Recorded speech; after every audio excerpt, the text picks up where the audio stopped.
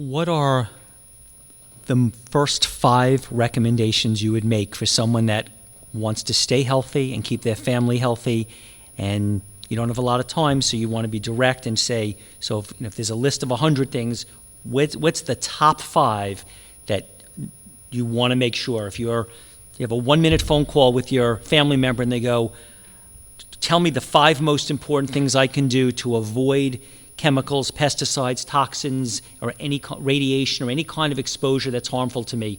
What are your first 5 suggestions? Assuming there's more, but what would be the first 5 you would make? Kill yourself. Kill everybody around you. I mean, you can't avoid this stuff. How many people here ate at the restaurant today? I ate there today because I had to. It was raining like crazy. Was it organic? I have no idea, but I bet you it wasn't. Wait a minute. I know it wasn't. Holy shit, of course it wasn't. So what do? You try to eat organic. You try to only breathe fresh air. You wash your hands whenever you possibly can. You be pleasant to everybody around you because mood means things. And from my perspective, you don't do anything harmful to the soil. Well, that's good. I also say eat organically. Be very careful about the clothes that you wear. They're now more and more organic cotton. It's more expensive, but that's something we should try to do. I think it's important to be politically active and make the communities we live in know that we don't want Roundup or these chemicals sprayed on schoolyards or parks or streets where people walk, and just protest and be a huge pain in the ass until they do something about it. I also think one thing that I'm aware of because of my work is there's a thing called biosolids, and it's what is left over after they take the water out of sewage sludge, because the Clean Water Act was passed and they compromised and they said the water would be really clean and everything would be left in the sludge. Now it's toxic if they put it in a toxic waste dump. I mean, if they tried to get rid of it, it would be called a toxin and they would have to go through all kinds of things in order to get rid of it. But if you put it into a bag of compost, it's no longer waste, so it doesn't have to be labeled toxic waste. So you can actually call it organic. You can call it organic because when the organic standards were passed, it got grandfathered in. So the companies that do this, it's called biosolids. It's very expensive to get rid of that stuff if you're trying to landfill it or whatever. So there are municipalities that sell it, that give it away to compost companies so that they can get rid of it rather than go to the expense of trying to get rid of it some healthier way. So they put it and they actually give it away, and they give it away to school gardens. And so what you need to do if you're buying bags of compost is look, even if it's labeled organic, you need to read through the ingredients, and if it says biosolids, you need to not only get rid of it, but see if there's schools where you're living that are using that because they're being given it by the compost companies. How lovely. So avoid biosolids or organic compost that contain in the ingredients biosolids. And I think supporting local farmers and farmers that grow organically is a good thing, because the more power we have, the more money that is spent in a certain industry, the more heft we'll have when it comes to passing laws that will protect us from these things.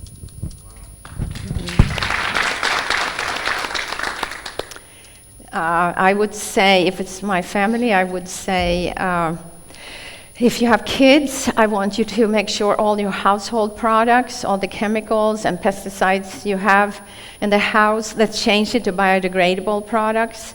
And there are a lot of companies out there that has great products, so you don't mess up the environment just by doing that. And I learned, I'm brought up outside Stockholm on a peninsula, and we have our own water, we have our own sewer, and one day my mother got chlorine flushers for the toilets. And where the sewer water would come out, it always grew plants and grasses, even through winter and snow. And now with the chlorine flushers, everything died. It just became a filthy mush. And we wondered, what did we do different? And it was these toilet flushers. And when you live in a city, you don't see what you are doing, what change you make when you have chemicals in your household. So, your water is everybody's water, your sewer water is everybody's sewer water. So you don't see the difference. So that was a great lesson for me, that everything you do matters. Everything. And you could be the example to start using better products. So, and I would say pack your own lunch. Pack your own lunch so you don't depend on other people. And of course, we're so much into live food and sprouting, so starting with organic seed and then growing your own food as much as you can. I mean, that's amazing to bring to lunch. And go organic and go vegan, I mean, it's not sustainable to eat meat. It's going to be something that we absolutely can't have. And, for your health and for your sanity, like you said, I mean, we're really being dummified. We're being fed tons of high fructose corn syrup. And do you know now that it doesn't say high fructose corn syrup on the stuff anymore? It will say fructose or fructose syrup. So they know that because of Dr. Seneff at MIT, she really proved for us that it is totally connected with autism. And not only that, diabetes and obesity. So when they do research with rats with high fructose corn syrup, they all become fat. They all go obese. So I would say that, and the clothes that we wear, of course, I've been working on organic cotton bras for 15 years because so many women come with breast cancer to our institute, and I just wanted them to have available something that was absolutely right for them. And talked about Victoria's Secret the other day. It's for men to buy for their wives. It's not the women that really buys them, it's men buys it for their wives to be pretty. It has nothing to do with health, and it's the opposite. It actually can increase the breast cancer risk 6 times with the polyester nylon, the underwear. So if underwire, if that's what you use, you burn that bra, okay? Don't burn, okay, don't burn. Cut it, cut it in pieces. Let it go into nature. It'll probably take, what do you think, 300 years for it to go down? Well, so we don't want it on our body at all. And what's the other 2? Did you guys get 5? So, I think starting with what you have really close to your body, and anything from sports. Sports is amazing to wear organic underwear and organic sports clothes. You feel totally different. And you of course, if you have a newborn, you want to make sure that they don't inhale any of the bad chemicals. We put fire retardants in newborns' pajamas. Yeah, pajamas, and they sleep in that. And guess what? The urine the next day has the fire retardant. So when you buy, you have to go organic. Absolutely. And hopefully you understand about diapers, because kids are going to have diapers the first 2 years of their life, and they're going to inhale all these chemicals that normal diapers have that you buy. And, it just takes you, it just opens your eyes. Like, I can't even just go and buy diapers. I have to look for diapers that either are chlorine-free and chemical-free, or I go back to what my mother did. We had cotton diapers and wool covers. That's what we did. And, it's nothing to it. And because we have washing machines, your mother always told me she had a pot on the stove and it was cooking your diapers. So, What they fed me, they cooked. Oh my God. So here you go.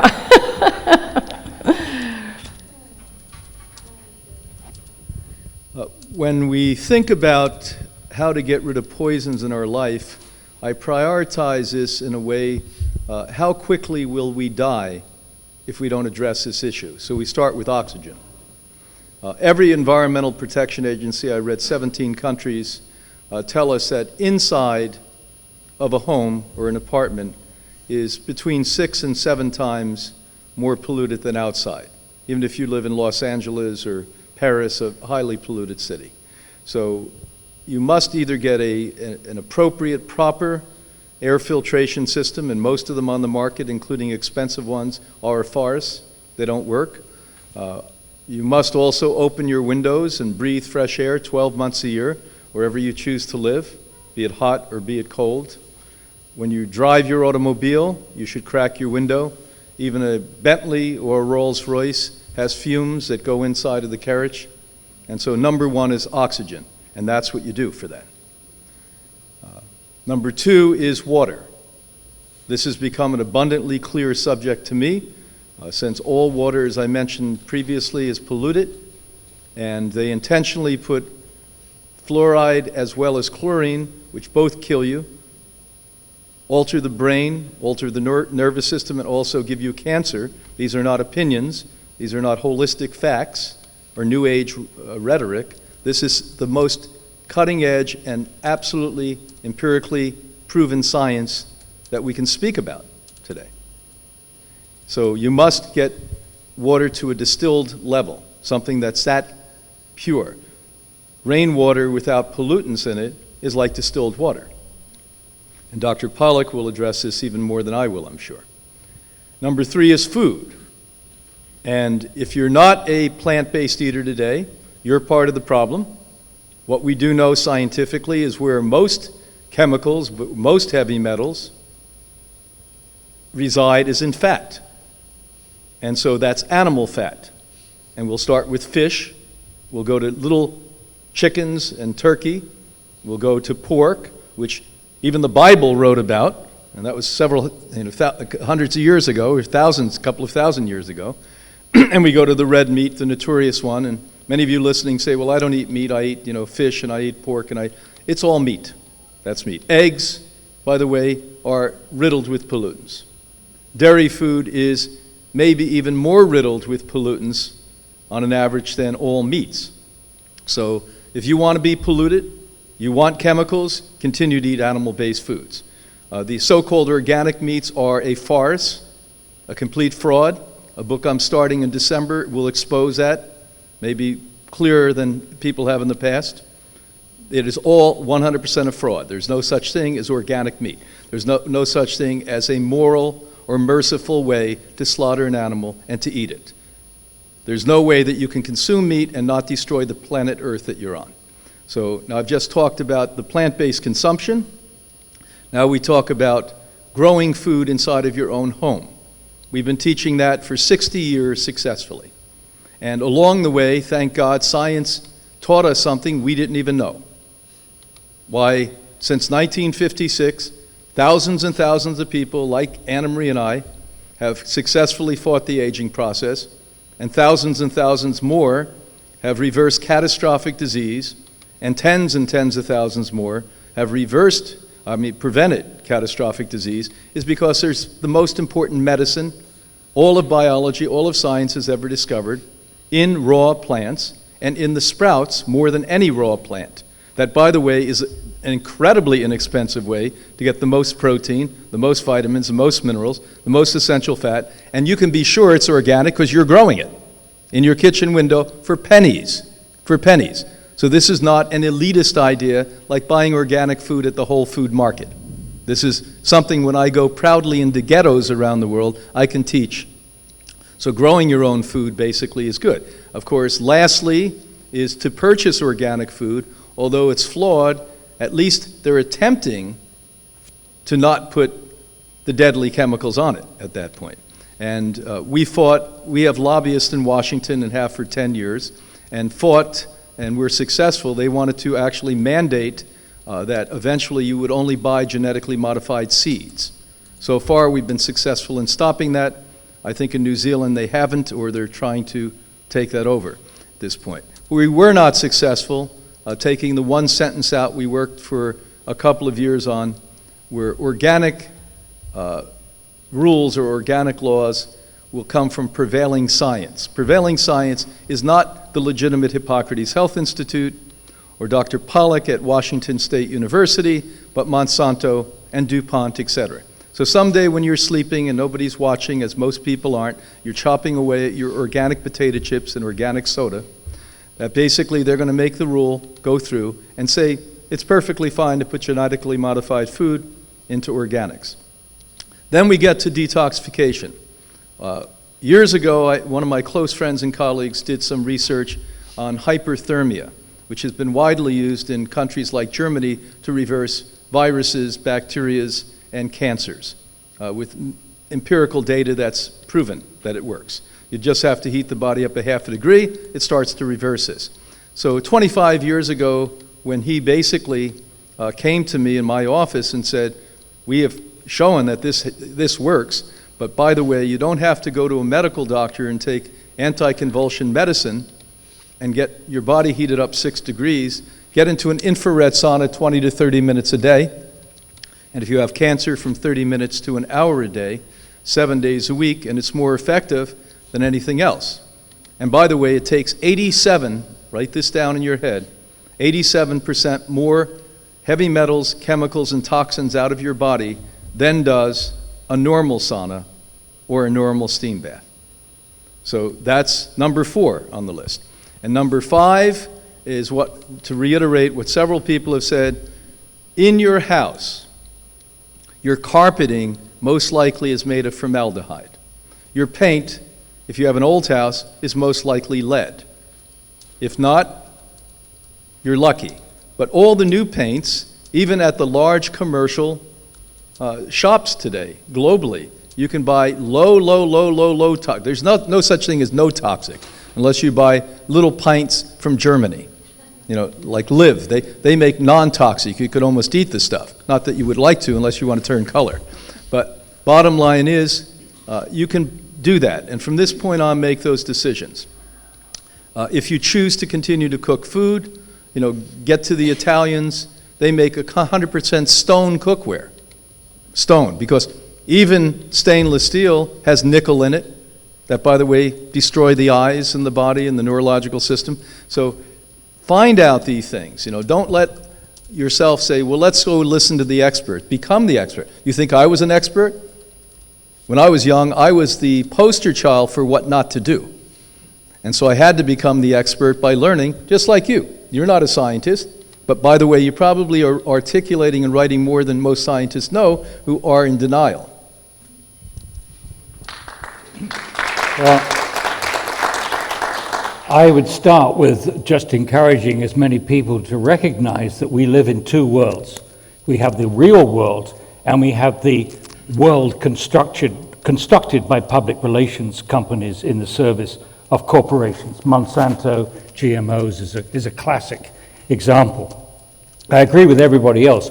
Eat organic or grow your own food. Here, I think a special plea, we need to consider how to get organic food to low-income families.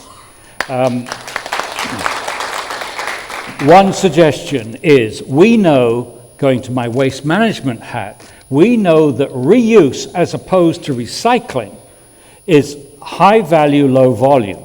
Recycling is high volume, low value. Reuse then creates jobs, creates businesses. So we need to more and more reuse and repair operations, which in turn will make money, and if it's done in low-income areas, that money can be used to subsidize organic food from local farms. First and second thing is, don't drink tap water with fluoride in it. That can be expensive. What my wife and I have done, we live in a fluoridated community, is we found a local spring. We go to that spring and fill up about 20 bottles, liter bottles, with spring water. So one thing you can do is to go on the internet. There are sites which tell you where the nearest spring is to your house, and that's a good investment. I mean, we went there on Sunday, and we got 24-liter bottles. That saved us $24 going to the supermarket. Next thing is, if you don't have so-called silver fillings. Silver fillings are mercury. They're 50% mercury. So make sure that your kids don't get mercury fillings. Unfortunately, low-income families are forced to have mercury fillings, and avoid the propaganda which says they're safe and effective, etc. Another thing to do with water, simple precaution, run the water for at least a minute in the morning. Don't drink water that stood in the pipes. You may or may not know whether they're lead pipe somewhere. You may not know whether the joints contain lead solder or the brass fittings and so on. So run the water, count to 100, especially for young children. Young children, make sure they learn that. Might be a good idea. Okay, next. For over 20 years now, I've avoided aluminium wherever I possibly can. I don't ever buy a deodorant, underarm deodorant with aluminium in it. I don't have antacids with aluminium in it. My wife and I have avoided aluminium cookware. One thing in particular, avoid those Italian coffee pot things, which are, some of them are made of aluminium. Make sure if you use that technique that you use stainless steel for that. Lastly, I would recommend, and it's not that expensive, to get a hair analysis for your children. Have their hair analyzed to see what their burden of toxic metals is right now. We had a friend who did this. He was living near an incinerator in Springfield, Massachusetts. And one of the things which was shocked him and us was the highest metal in that hair analysis for many children was aluminium.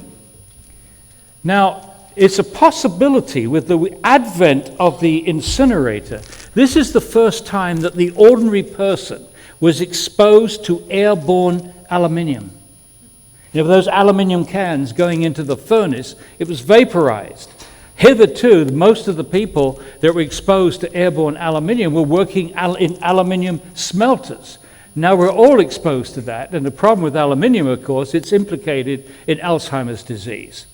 And it's interesting, if you look at the history of incineration, it might be interesting to see how they relate, the increase in Alzheimer's disease. So many words of wisdom have come forth, and I would like to say a few things that relate primarily to water among the comments that have been put forth. And it's mainly because we've been studying water for some years, and we discovered a phase of water. I don't know how many of you have heard my talk. It's a phase of water that is a crystalline-like phase. And although it was predicted more than 100 years ago, it's only now that we're beginning to realize that this is something real. And not only that it's real, but it's something that fills your body. It's the kind of water that fills your cells. And so the very existence of this phase of water brings to mind new, fresh ideas in terms of what's healthful, what's good for your body, and what to avoid. And so I have a few things on that. And the first is to say, and these stem from some of the comments that we've heard. The first is there are various waters that should be polluted, heavily polluted, really ugly waters that actually turn out to be clean. The first one I heard of is in Russia, in an area called Karelia, which is north of St. Petersburg and near the Finnish border. And there's a lake near there, and the lake is, the trees are cut there. There's a sawmill, and you'd expect that the debris from the sawmill would cause a great pollution there, but the lake is absolutely pristine and clean, and the question is, how is this possible? It shouldn't be. And the Russians have found that there's a particular kind of mineral called shungite, which actually grows naturally and lines the water.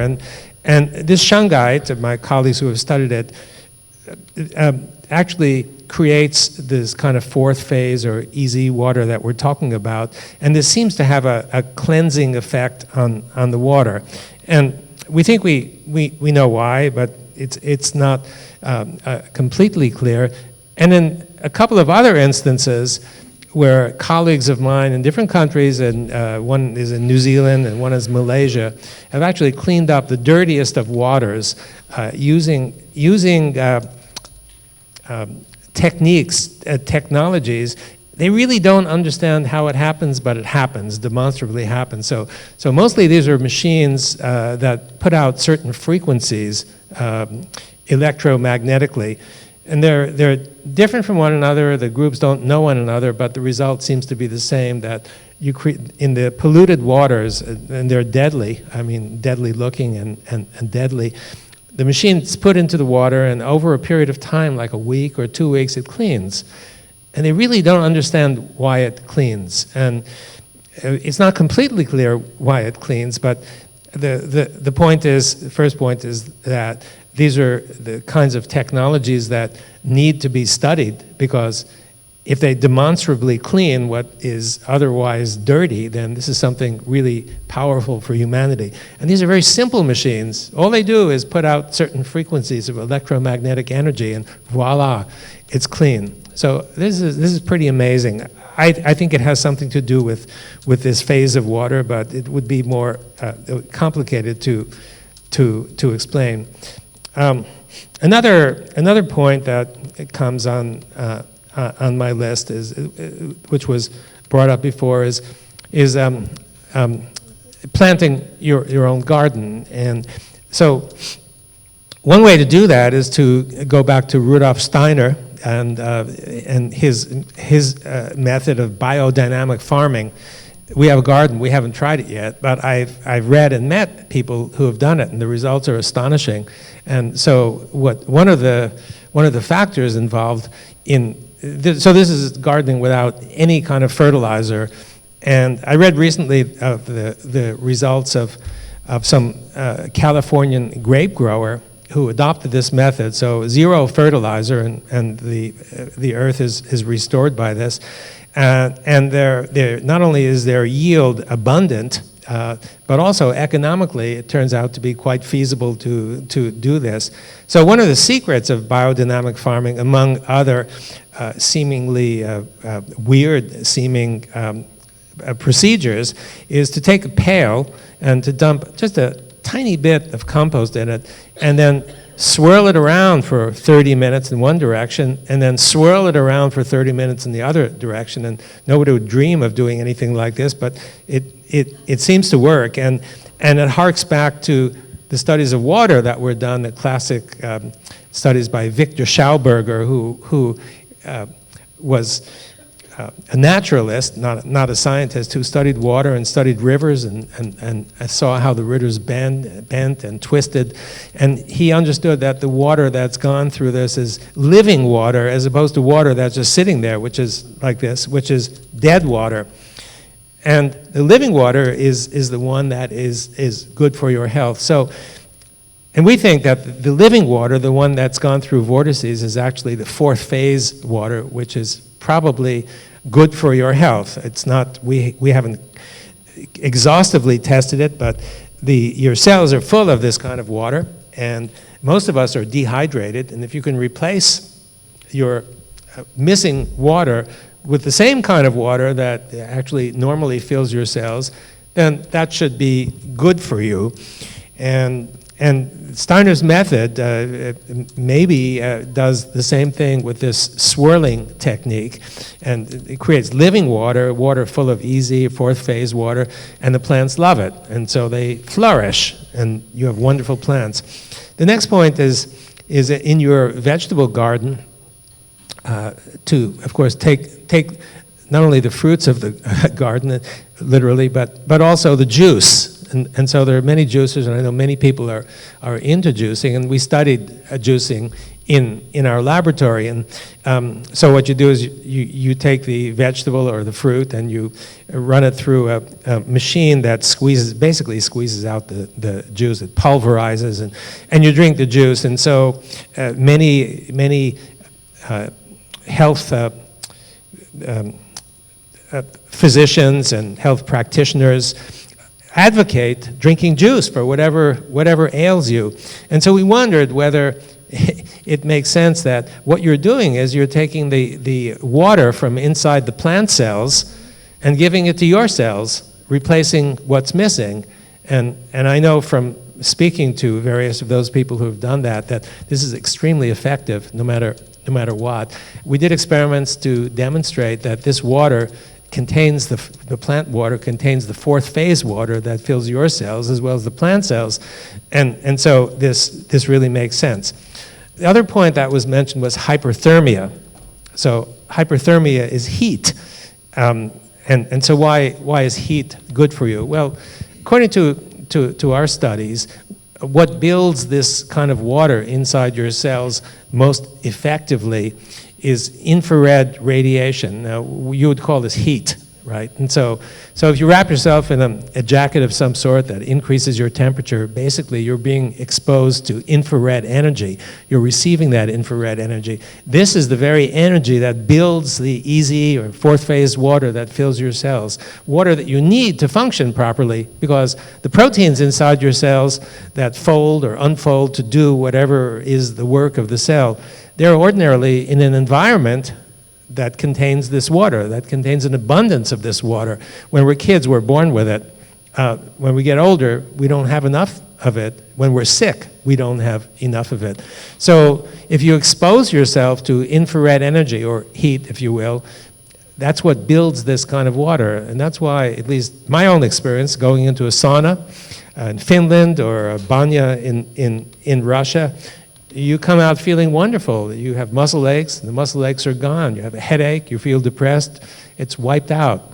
And I think we may think of a psychological reason for this, but I think also there's a very simple physical reason for it, and that is this infrared energy that you're exposed to. It builds inside your body what you need to be healthy.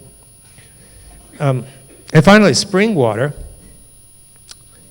You can get it near our house, 10 miles away.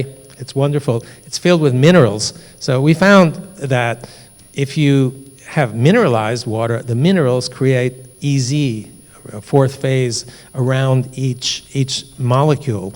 And so most of the waters that come from down below, mineralized waters, should, at least in theory, and in practice it seems so, be good for your health.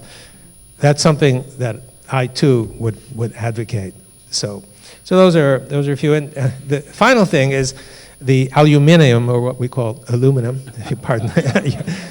I wonder about the chemtrails that we see and that are never discussed in the newspapers or in journals. It's maybe not so odd that they're not discussed, but they release particles of metal. I'm not sure if aluminum is one of them, but I think or maybe it's aluminum, or maybe both.